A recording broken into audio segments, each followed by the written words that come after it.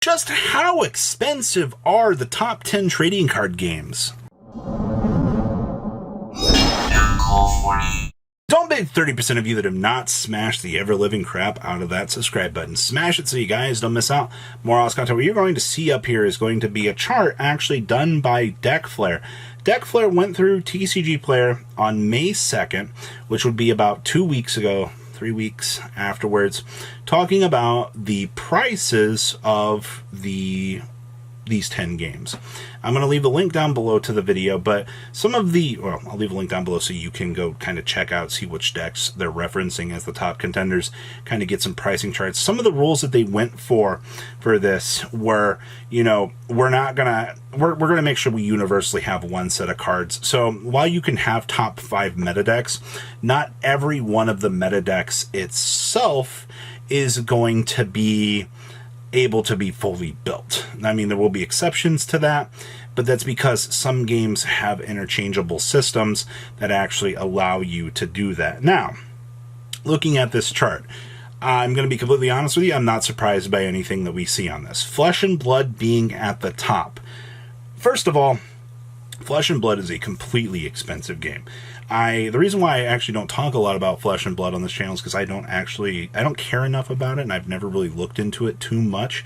But, I mean, for the turnover that we're seeing here for the top 5 meta decks, you know, to make sure that you have base sets of everything in order to play them, 2172. That is actually kind of outrageous, actually.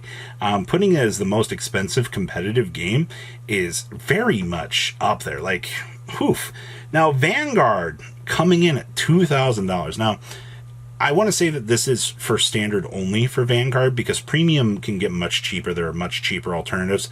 And this is also the top 5 decks in the format. You know, if you're pulling a deck like Youthberg that's pulling a nice $700 price tag at that point in time, you've really got to, you know, ask yourself the question of, oh boy, like, what's going on here? Like, why is this? It's because when you kind of start branching into those games that don't have a lot of interchangeable card pools that you can drag back and forth between games, that's a lot of consideration for things. So yeah, standard Vanguard is very expensive, but that price will be actually coming down here.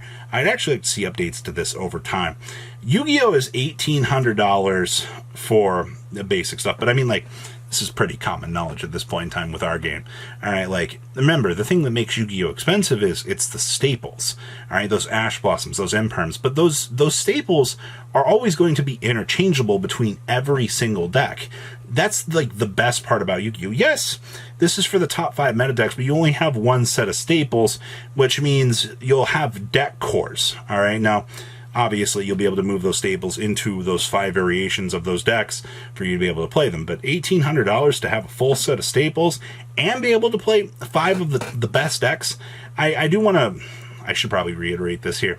This is the cost of playing the game on the top end of the competitive spectrum. This does not factor in travel costs and things like that.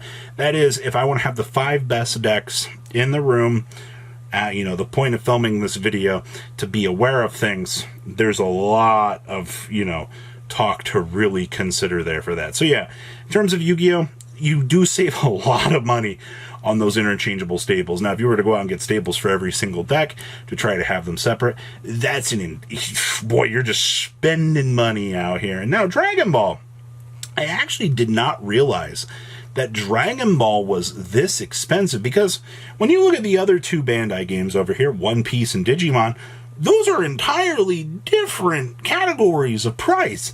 But Dragon Ball over here is riding this $1,600 price tag for the top 5 decks in the room. Excuse me, why so expensive? How do we have 2 other Bandai games over here that are incredibly cheap, but Dragon Ball is the pinnacle of outer space out here? I'm not actually sure.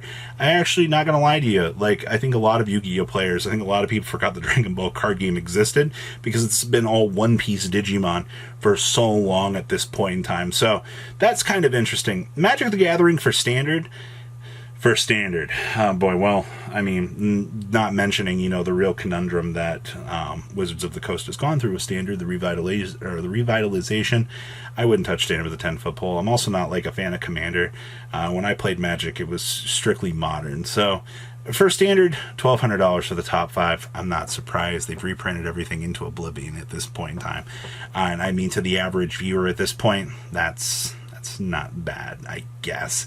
But I mean, like, you see the dividing point here, right? Like, you're either like $1,000 plus or you're below $1,000. Now, shift on over here to Weiss Schwarz, for example, here. Now, the thing that hurts Weiss, like some of the other games, is universally, you don't have cards that you can move between top decks. Now, there's the top 5 decks in the room usually involve like multiple Sword Art variants, but like for the sake of the filming of this video from Deck Flare, they only used one version of the deck and kind of supplemented cards for discussion points. But Weiss Schwarz is a very unique game where you can buy a playset for $200 of a set. Congratulations.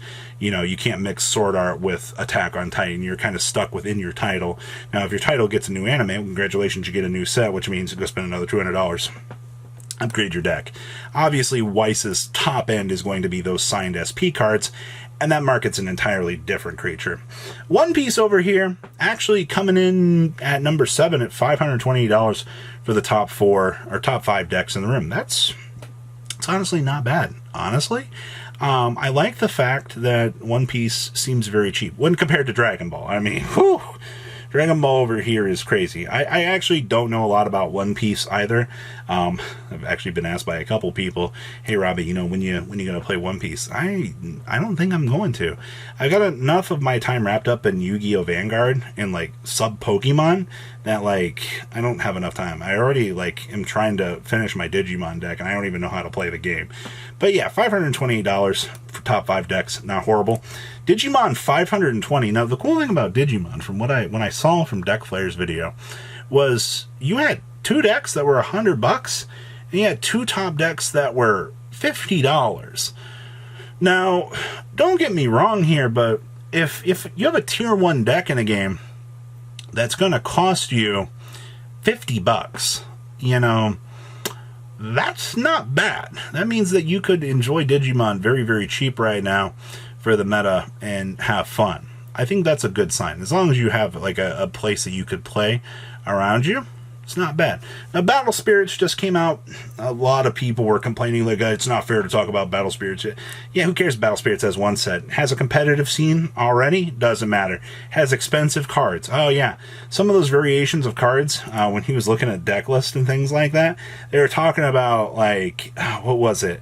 Multiple versions of some of the cards that are staples. Like, across 5 decks, it's 200 copies at, like, $40 a piece. So, like, obviously just keeping to one set of those, to universally exchange between the decks, shaves off so much competitive cost out of the game. Like, it's actually nuts. And then all the way down here at the bottom, all the way down there, is Pokemon at $343 to build the top 5 decks, moving staples across the board. Now, to be fair, Pokemon's a lot cheaper, but your cost of travel is ridiculous.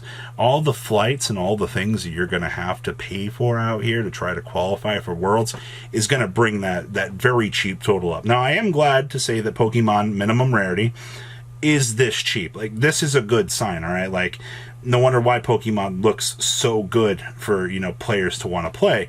But to be honest with you, you have that opposite tilting cost over here that's, oh boy, there's all those travel costs to go to Worlds. Oh boy, I didn't do good at this event. It's kind of why I've enjoyed collecting Pokemon as of late. Like, minimum rarity is cheap.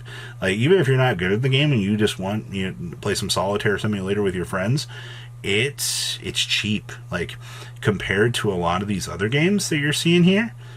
Yeah, the cost of the trading card game world, for all records for this, absolutely amazing. This is a good, interesting snapshot to see how the world of the market is actually holding here.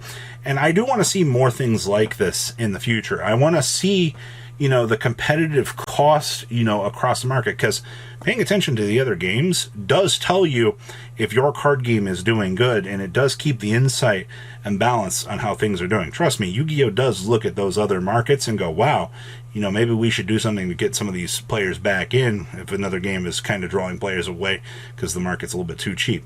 But what do you guys think? Please leave a comment down below. I do highly recommend watching the original video to go a little bit more in depth with this, and I'll see your beautiful faces back here later in the day, guys. Peace out. Patrons, thank you.